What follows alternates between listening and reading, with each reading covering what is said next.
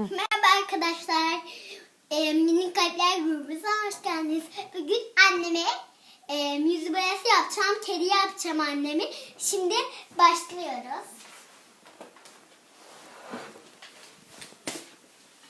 Anlat yapalım. Böyle kedilerin kulağı olur ya, onu yapıyorum şimdi. Birazcık zor oluyor bu yüz boya arkadaşlar. İçine kaçıyor değil mi? Evet. Çok bastırma istersen. Gerek yok. Böyle şöyle yapalım. Çok bastırıyorum ben galiba ama hafifçe yapıyorum. Şöyle çabuk sıralar yapalım. Kaşlarını boyayabilir miyim anne? Boya artık ne yapalım?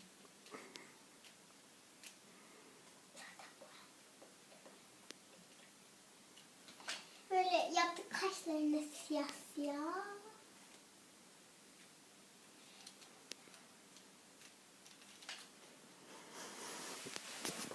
Yaptık. Şimdi sıra geldi yanaklarına kırmızımızla. Böyle. Şöyle biraz çekil de beni çeksin. Zaten gördüm. Böyle kırmızı alıyor. Böyle. Dön yüzünü anneciğim böyle. Çok güzel oluyorsunuz. Şimdi beyazımızı alalım. Bunu çizecektik ya. Böyle. Boynumuzu şöyle boyayalım. Bıyıklar yapalım böyle. Bu boya kaçıyor arkadaşlar. Çok zor. Tamam. Kedimizin suratının eşyaları hazır. Şimdi içine sıra geldi içini boyamaya. Çok açmışım ama. Kedimiz bence sarı olsun.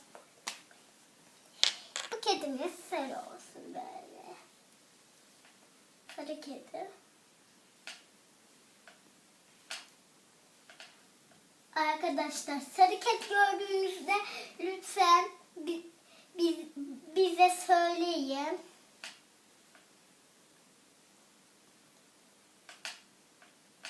Sokak hayvanlarına ne verelim? Arkadaşlar sokak hayvanlarına yiyecek verin ama yine Merve yok. Bazı zamanlarda vereceğim, gelecek demiştim. Su da verelim mi sokak hayvanlarına? Su verelim sokak hayvanlarına.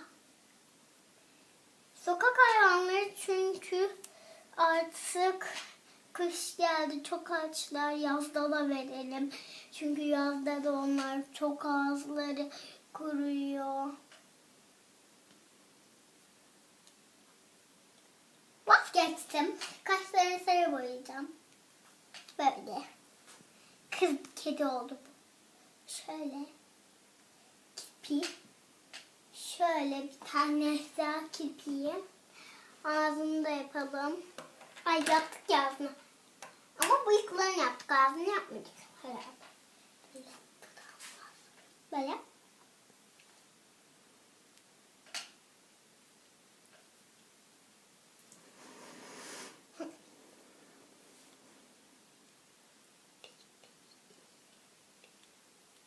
Şöyle göstereyim size.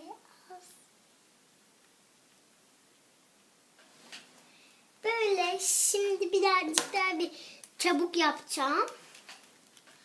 Bir şeyi çabuk yapacağım. Sonraki videolarda görüşürüz. Kapatayım.